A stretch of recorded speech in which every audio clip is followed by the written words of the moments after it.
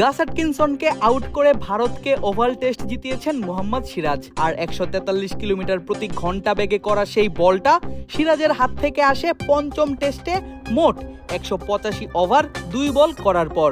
England এবং ভারতের মধ্যকার 5 ম্যাচের সবগুলো টেস্টই খেলেছেন যে দুজন পেসার, তাদের মধ্যে একজন ইংলিশ পেসার ক্রিস ওকস এবং অন্যজন এই ভারতীয় পেসার। ক্রিস ওকস হাতে ব্যথা পেলেও পুরোপুরি ফিট থেকেই সিরিজ শেষ করেছেন সিরাজকে 5 টেস্টে 5 ম্যাচেই খেলালেও ওয়ার্কলোডের দোহাই দিয়ে মাত্র 3 ম্যাচ খেলানো হয়েছে বুমরাকে। সেই 3 ম্যাচের 2টিতেই হেরেছে ভারত, অন্যটি হয়েছে ড্র। মূলত বল হাতে তেমন কোনো পার্থক্যই করে দিতে পারেননি বুমরা। আর অন্যদিকে টানা খেলেও সিরাজ জিতিয়েছেন ম্যাচ, শেষ ম্যাচেও শিকার করেছেন 9 উইকেট। চলো উড়াই খুশি তুলে নিয়ে হাতে, চিয়ার আপ, চলো উড়াই খুশি। আর দুই পেসারের প্রতি দলের এমন বৈষম্য নজরে পড়েছে দেশটির সাবেক ক্রিকেটার এবং ক্রিকেট বিশ্লেষক সুনীল গাভাস্কারের।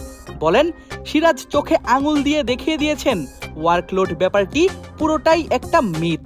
আমি মনে করি সিরাজ তার সবকিছু উজাড় করে দিয়েছে এবং ওয়ার্কলোডের ব্যাপারটা সে চিরতরে মিথ প্রমাণ করেছে। আমি বহুদিন ধরে বলছি ভারতীয় ক্রিকেটের অভিধান থেকে ওয়ার্কলোড শব্দটা মুছে ফেলা উচিত। সিরাজ 5টি টেস্টে একটানা 6, 7, 8 ওভার স্পেল করে গেছে, কারণ অধিনায়ক সেটা চেয়েছে এবং দেশ তার থেকে এটাই প্রত্যাশা করেছে। আমাদের এটা মাথায় রাখা উচিত, ওয়ার্কলোড আসলে মানসিক ব্যাপার, ততটা শারীরিক নয়। এমনকি ওয়ার্কলোডের কথা বলতে গিয়ে গাভাস্কার টেনে আনেন সীমান্তে সুরক্ষা দেয়া বর্ডার গার্ডদেরও। বলেন, সৈনিকরা জানে দেশের জন্য জীবন দিতে হবে, খেলোয়াড়দেরও দেশের জন্য তাদের সেরাটা দিতে হবে।